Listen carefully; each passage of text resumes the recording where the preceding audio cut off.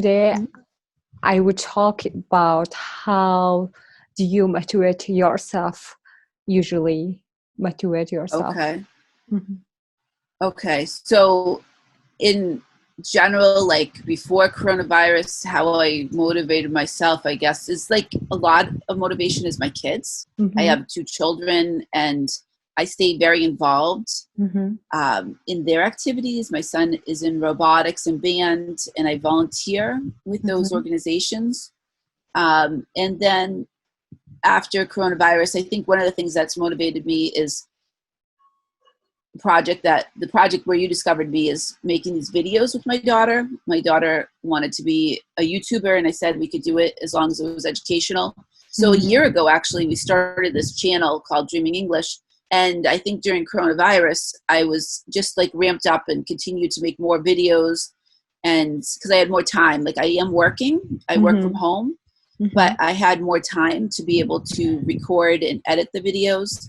So I feel like I've been able to be motivated with that, because I think work alone wasn't enough. In fact, if anything, I think work has been more difficult.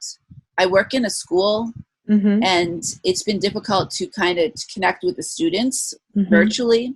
So that's been a stress.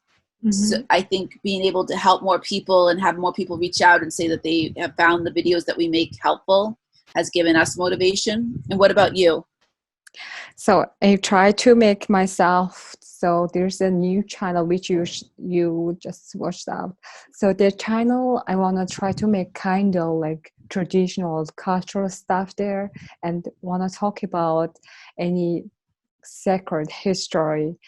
Probably there are many queens and of Mongolia, but people really don't know about how they were living in their period, right? So, but most of people in the world, they know about the Genghis Khan. Yes. So you called Genghis Khan. So, Genghis but we don't Khan. really know about the queens. So it's kind of really sacred history. So it makes people maybe really like interested. So I'm trying to make the podcast, but first one I made it. The second one, I'm trying to make the Genghis Khan's wife, and her name is Birthday Ujung. So birthday. Yeah, birthday. It's very interesting. I like the video that you had done on the queens of Mongolia, and it's interesting because what I know about Mongolia is a lot of what I know, and maybe I'm wrong, is that I think of Mongolia as people that live nomadic, and I know about Genghis Khan, and that's about all I know. So I'm very interested in learn more, because I'm sure there is a lot more to Mongolia than the nomadic people and Genghis Khan. So it'd be very interesting to learn more. Like I said last time we spoke, you're the first person that I ever spoke to from Mongolia. And I think I mentioned that I do work with students from many parts of the world, but most of the students are from Africa. Some of them are from like Iraq and from Saudi Arabia and Latin America, but I've never really met anybody from Mongolia. I think I have students that were from Philippines. I had a student from Spain, unusual, student from Greece, but most of them were coming from Africa, and a lot of them coming from Ghana is a big population of the students that I work with. But so it's very interesting to me to learn about different countries. And like I said, I feel like I'm ignorant and I don't know a lot, so I definitely would like to learn more. Yeah, because there's like the things, there are many different stories of the queens. The queen's rule for empire, it was different. So usually they don't really stay home and they wait, their rule, because it was super hard there is no like now modern life, like there's nothing about phone connection, internet, nothing, like centuries ago, and people just using in the nomadic style, and just like huge landscape, like huge. If you go to somewhere, you don't know when you will come back to your home. You don't know when your war will be end. So this is really hard to realize when he will come back, when there's things will be okay. So then her, the Genghis Khan's wife, and she was like planning something for, we say it's like, there's a moon, stars on the sky. Mm-hmm. And some people still in Mongolia, in nomadic people, and there's the elders, and they still like see the stars, and sometimes they feel like they will count the stars and they will realize, okay, that their date. So that's very interesting about to know about something like date calendar. We say this star calendar. So I heard about these things from my grandparents when I was a child. So that's quite interesting. So then she probably heard, his wife probably counted about this stars to make the calendar, to make sure everything when will be okay. So it's like their imagine. So something like imagination was quite strong, and they're spiritual and very strong. There's a Genghis Khan movie in Netflix. Oh, okay. Sorry, not Netflix. You can find it from, I think you can just go ahead to Google and you can find something, this kind of movie. I just found it like 3 weeks ago or something, like a few weeks ago, and I watched it with my friend. It was quite interesting. We just downloaded it and we watched it. It was very interesting. And this movie will really tell about the Genghis Khan's wife and her like her lifestyle, and how she was so impatient, and how she was waiting him for long years or long months, and with her nomadic public people, and then no idea is he died or not. So it's a very hard situation, and she just need to be very in strong feeling, and she was just going to the place to find her husband. And there's a little bit things I was telling in my podcast. The first one I was telling, I'm going to talk about 3 queens. Do you remember? And I was saying, yes. Yeah. Okay, first one is birthday Ujin, who's like Genghis Khan's wife, first wife. So which is very proudly lady who was going too far away to find her husband. So amazing. And this is like Gobi Desert. It's like very huge landscape. You don't realize where you will go, and that's so amazing, but her feeling said her husband's still alive, and she really need to go there to find him. And she found him, and she took him from the danger, and she brought him their place. So this is amazing one. If you watch the movie also, I definitely will. If you can send me the link, that would be awesome. I could I'm send you. Interested. Yeah, definitely. So so those are the things that have been motivating, because it's a hard time to be motivated, I think. Kind of being stuck at home and not being able to, like, everything that we were going to do normally is canceled. Now some things are opening, but the camps that we were going to go to and a lot of things that we were going to do are all canceled. So it's been tough, I think, for me, but for my daughter especially. She was going to go to a sleepaway camp that was canceled. My son was going to go to a scout camp that was canceled. And then just trying to figure out what can we do. I understand that some places are going to open. There'll be like camping that opens, and trying to figure out, is that safe to do? Should we do that? But I think getting out of the house might be a good thing, and maybe like, okay, staying home is safe, but what about our own mental health? And if we just stay home all the time, that's not good for the mental health of our family. So what amount of risk do we take to like get out of the house and have a different change of scenery? Something else that we've been doing is like trying to go to local hikes. There's like an app that I have for my phone that will find a bunch of local hikes. So one thing I sent you the video, that waterfall, was from a local hike that we went to that was probably just a half-hour drive. And it was a good way to get out of the house for a few hours and go see something else, and fairly safe because there was hardly any people there as well. I see. That looks so beautiful, which you sent to me, the waterfall photos. So there's a question I can ask you. Can I ask you? Yes, absolutely. Because I found it from just Google. So I would like to try to ask you. It's like, okay, which one?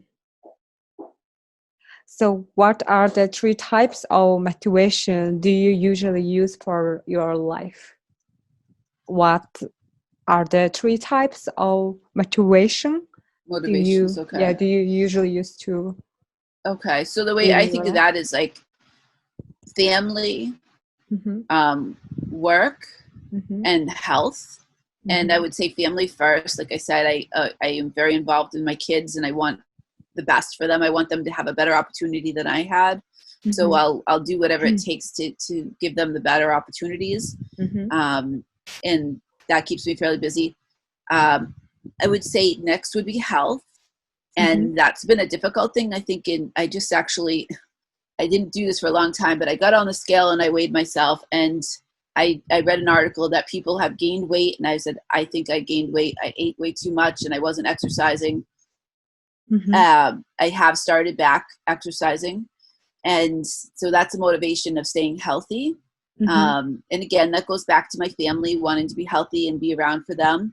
And then work. I think having work that is motivating. I worked many years in a job that was boring, and finally having a job that I work with students, and I really am happy when they succeed and they get into good colleges. And every day, I think the motivating for me was to go to work on Monday to see how my students were doing, and now not being able to go and see them has been hard because we had the quarantine and I don't see them. I try to reach out to them, but I don't see them. Like when I went into the school, I would see them every day, and I would hear about what was going on in life and how they were doing. So trying to get back to having a motivation and having the work, kind of evolving the work that I did into this virtual work, and getting back to finding a way to make that motivating. That's been difficult, but those are my 3 motivations: would be family, health, and work. What about you? Sounds very interesting. Yeah. For me, I'm motivated by family. First family. I would like to talk with them, and on phone call, like video call or voice call. And then second one, I could say about these things which I should find about this something histories, which I didn't really know about that before. And I think people also don't really know about that. I really need to find it even from some websites, or I would ask someone who knows about it, right? So this is kind of my motivational. Every day I want to find one new things for my brain. So it's something very new information from the old histories. One thing should be new for me every day. And the third one, I could say exploring in outside. So especially here in Singapore. So now in this situation, it's really hard to travel somewhere. But I could say exploring is best for me to know about something, motivate myself. And I just like to go outside, and even my phone is not really professional, it's not like professional camera, but I could take something nice photos on my phone's camera, like use the portrait one. And I really like to see something from other side, not like just see straight. And I want to find out, like today I took like 3 different photos, but it was very rainy day in Singapore today. When I went out with my friend, it was raining, cats, dogs, cats Yeah. and dogs. Cats and dogs, yeah. So when I was walking with my friend, it was like really heavy raining, but I took really pretty photos there. And there's a beautiful, colorful building. I took one portrait on of my camera, and another two, three or two. Okay, these two I took it when we arrived at the apartment where I stay, and there's a like downstairs beautiful little like flower garden, little gardening site. Then I took the little flower where got little raining drops there. Yeah. So it looks pretty good, you know. It looks impressive for me. It's when I saw it, wow, so cute. Like looks like something like I really like to see these beautiful things, and I just took the photos there. Yeah. Yeah. I love photos too, and video, and I take a lot of photos with my phone, and I just bought like been saving up, and I bought a nicer little camera.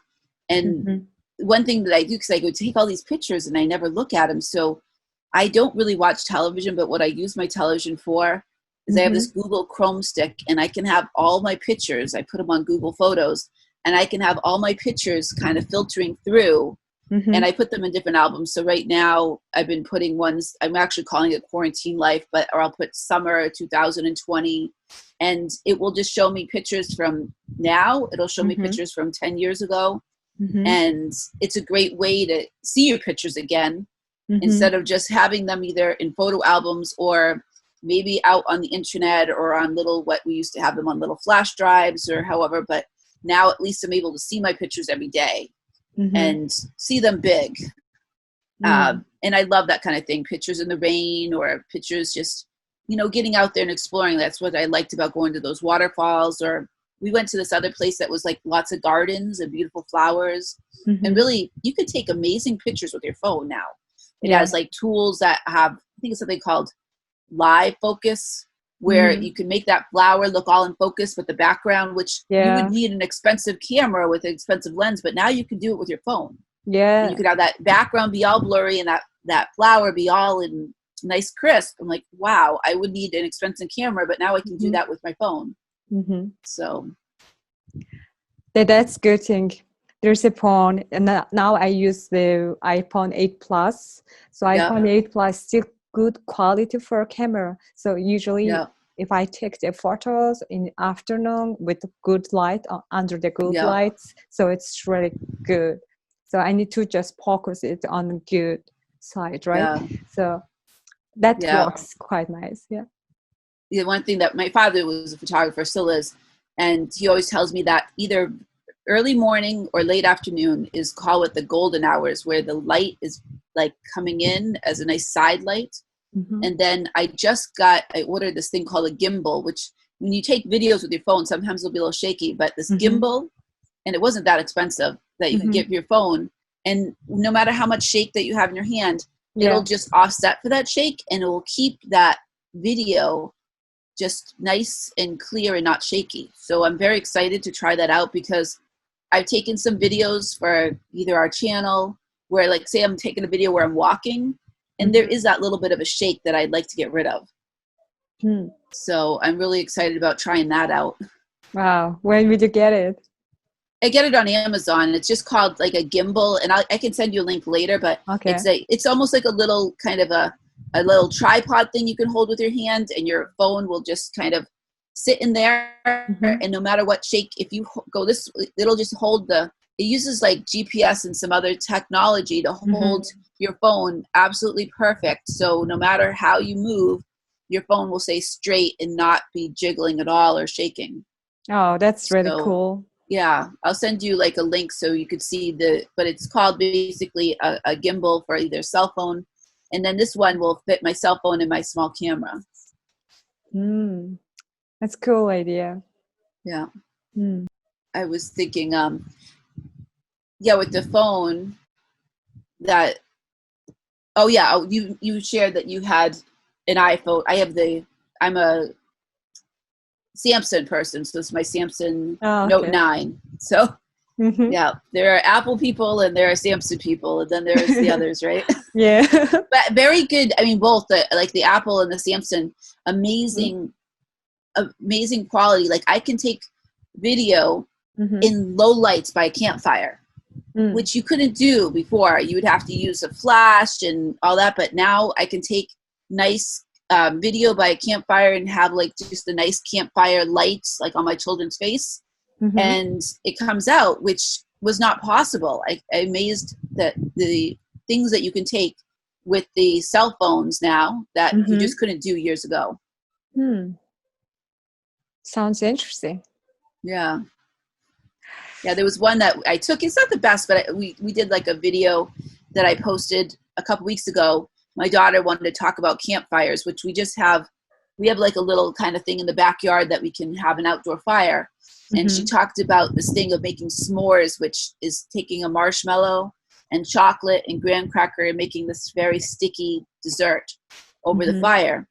And I took the video with my phone. It's not the best quality, but it's pretty good. You can see her and you can see the campfire is like lighting up her face. Mm-hmm. And I thought it was pretty good. I thought it was good enough to post. And she said, I want to make a video for people in other countries to learn about, how we do this campfire out in the backyard. Mm-hmm. Yeah. But it was amazing how you can get that quality. Mm. That's pretty good. So yeah, so now this kind of quarantine situation is like two sides. One is not good, but another side, if you will see other side, it's still quite okay. If the person will be motivated by herself or himself, they could make many good things or new things for their motivation, for their purpose, like for their playing, for them playing, right? Because there's Yeah. still time they can do something. Yeah.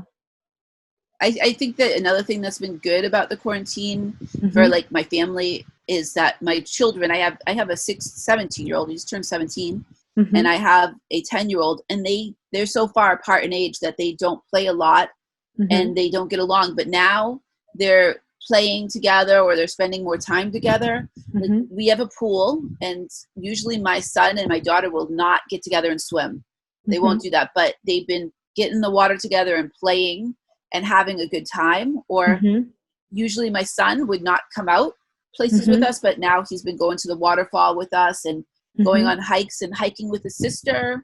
Mm-hmm. And they've been having a good time, which I think wasn't happened before because they all had their separate things to do. And then as a 17-year-old, he was annoyed by his sister, and she was like the little sister that always wanted to bother him. But now he's actually spending time. And Mm-hmm. so I think that's a good thing.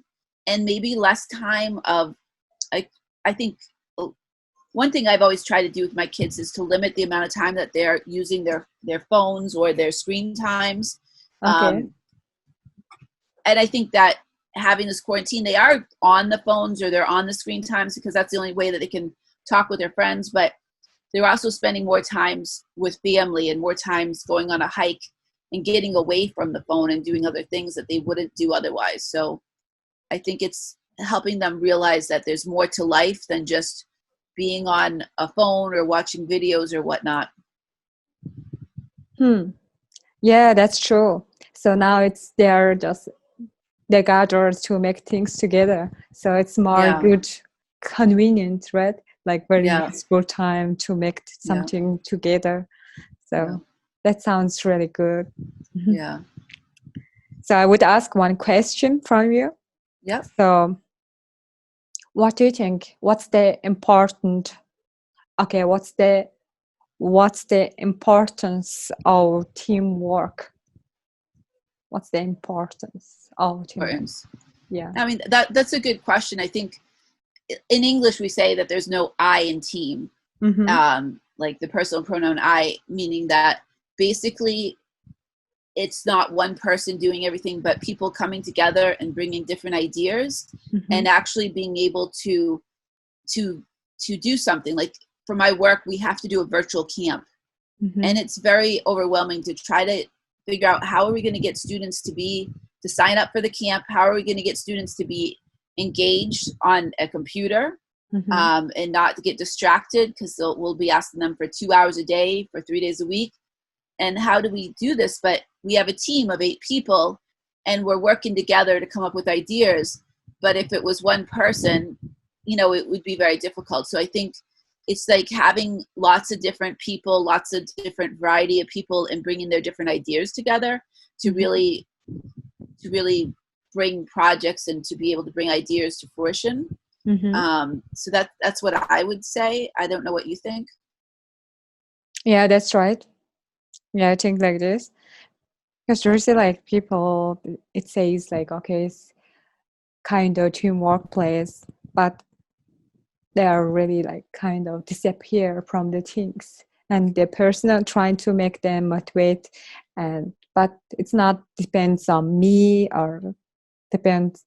Yeah, it's like not depends on me, right? So if the person need to realize where they are in, so if they will know about, okay, what I can do here, and I need to be just like everybody knows some important informations about the everything. Like they always take informations from any places or any websites or any things, right? And if they just share these things to people, and if they will share their knowledge or their informations to others, so then they would talk about their things, which is like interesting for others. Yeah. So this is like kind of teamwork. It's working, right? Yeah, absolutely. And I think as I started this project, more people have reached out. Like you reached out to me, and I've had someone else, he's in Turkey, and he reached out, he asked me to be like the monitor of his English, a co-monitor of his English group. And he's kind of pushing me. He's like, okay, can you go live? Can you do a Facebook Live and do a lesson? I'm like, oh, I've never done that, but I guess I could do that. And like he had put a post and saying our new moderator, Rochelle, she has a streaming English channel, and then encouraged all the people to ask me questions. So they did, and I answered them. So it's, and more that kind of thing is happening. Somebody will say, oh, can you help out on a project? And as I grow this project that my daughter, was really her idea, I found that I'm kind of building this and reaching out and working with others. Like you could say, okay, everyone teaching English could be, I'm just teaching English and I want people to just follow me. But instead say, you know what, we all have different ways, and why don't we work together and share our ideas? So even this little project that was just a 2-person thing is now turned into more of a team of reaching out to you, or you reaching out to me, and then I was reaching out, or this other person from Turkey reaching out to me. And just amazing how it's become an international type of project. Yeah, there's my team. I mean, there's this group for me. I'm trying to make it more like motivate themselves, but what I'm doing, they don't really activity for things right here. But some people are quite like not really immediately they do something. They are just thinking, or they organize their time, or they are just like not really controlling for something which what they want, and like slowly after days it go, like appear once and twice. So then they disappear. So I found it's on hard. their style. Yeah. With these groups, I've tried, like years ago before there was Facebook, I tried a Yahoo group it was for people trying to find jobs, and LinkedIn groups, and try to get people to be taking part in conversations and discussions. And it's really hard to get people to do that. I think because there's so many different things that are competing for people's attention, that it's hard to get them motivated and get them active in discussions. One thing that I found that I like is something called Hello Talk. I don't know if you've heard of it, but it's an app for the phone, and it's free. I think there's a premium version, but there's a free version, which is web. It's called Hello Talk, HelloTalk. And people from all over the world that want to learn languages are on there. Okay. And they are more engaged than I found on Facebook. Like I'll post something and a lot of people are then responding and there's like a dialogue going on that I don't find happen so much in Facebook. I think it's because the Hello Talk is just designed for language learners, while Facebook is all over the place. There's so many different things that are on Facebook that can distract you. So that's something that I found helpful to, like, especially if you want to get people that are engaged. I see. I didn't know that, I think, but I heard that. Yeah, I would definitely check it out. And that's how I've reached out to some other people. Like I've reached out to people, and actually I have like a language partner in Spain that I met through Hello Talk, and we would practice. Like actually my daughter and her daughter are practicing like a few times a week, and then I'm practicing with her. And then I met somebody in Venezuela that I'm just like sending voice messages back and forth. And it's very interesting to learn about their culture as well as practice the language. Like I'm practicing Spanish and they're practicing English. So that's been very helpful. So this is like application, right? Yeah, it's an app. There's like a free version, which is just fine. And then a premium version, which is very cheap. It's, I mean, very affordable when I say. But I've used the free version. It was just fine on it, and been able to like make some friends and just, you know, have another way to engage people.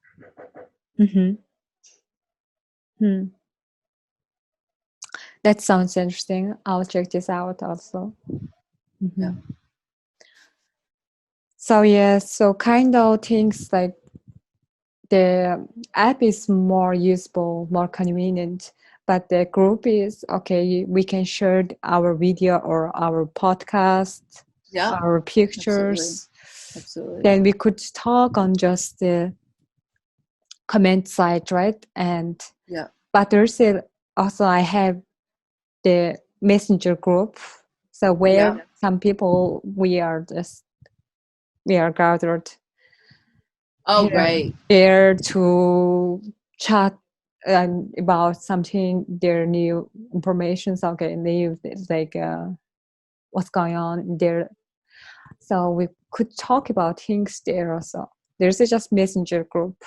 Yeah. Oh, right. I've used that too, just like making little groups in Messenger. Yeah. And then there's like WhatsApp groups, which I've been a part of. Some of them could be good and some are not so good. So there's all different ways, I guess, to connect and to have discussions with people. Yeah. So would find something like new idea to make challenge people, like kind of. So your idea was how you motivate yourself during the quarantine, which I watched the video, was very cool. And I wish I could I could tell more people, you could try to make it in your place where you are now. And I told some people, but I don't know if they do these things or not. I mean, it's up to them, but I mean, it's just good idea to make your own things, which is you can improve what you have. So that's the good way people can improve themselves, right? Yeah. I mean, that's the thing that I really loved about this YouTube project is like, if you watch back to my very first video, which was a year ago in July, and then look at the most recent one to see how we've gotten better at recording, but how we've gotten better at editing. And when I was starting this, I actually joined a club that you could borrow equipment from. And the people there also taught me how to edit. And I said, well, I'm going to post something, and I know it's not going to be perfect, but if I wait until I have the perfect edited video and the perfect recorded video, I'm never going to post anything. So I decided I'm just going to post. It might not be great. It might be awful, but I'm hoping that as people watch and more people subscribe, that they're going to see that each time that we're going to post, it's going to get better and better, and that we're going to improve. So that's what I decided, to not be afraid of posting out something that's not that great, because the idea is to show, and I think that's the idea of other people that have started either podcasts or YouTube, that the beginning, they're not that great. The person that actually inspired me was somebody called Pablo, and he has a station called Dreaming Spanish. And if you look at his first video, it's like you can't hardly hear him. The lighting is horrible. But he posted it, and then he said he never deleted anything. He just kept on getting better at what he was doing and looking, okay, what worked. And I always ask people, please let me know, what did you like, what didn't you like? You know, how can we improve? Because that's going to help us. And I love to hear that people love the video, but I love to get feedback to say, you know what, that video was good, but the sound wasn't great. We couldn't hear you. So I'm like, okay, that's good to know that I need to make sure, because that's a super important thing when it comes to YouTube, that sound has got to be perfect. The video might not have to be perfect, but the sound, because people are listening. So to know, like, how can I improve? Or do I need to slow down? Am I talking too fast? Because I'm an English speaker, I might be talking too fast. I'm trying to think about, I'm making a video for people to learn English, and I'm trying to think about not talking too fast. But sometimes it might be getting excited about something and maybe I'm talking a little fast. So to get that feedback from people. I see. Yeah, that's impressive way to improve ourselves. That's the good idea. Never stop, keep going every day, a little bit, improving step by step. Yeah, that's the good way. We could complete the task, like something like the teamwork. I could say, like, we complete a task in the effective way, right? Yeah. I think if you want to challenge people and want to keep, maybe have some sort of like 10-day challenges, like maybe try to say, okay, for 10 days, post something, you know, whatever, for 10 days, or to do something for 10 days. And that could be a way to challenge people, because they want to make sure they complete that 10 days. And instead of like 30 days, because 30 days might be like kind of overwhelming, but 10 days, somebody could do something for 10 days and then, wow, they did that for 10 days.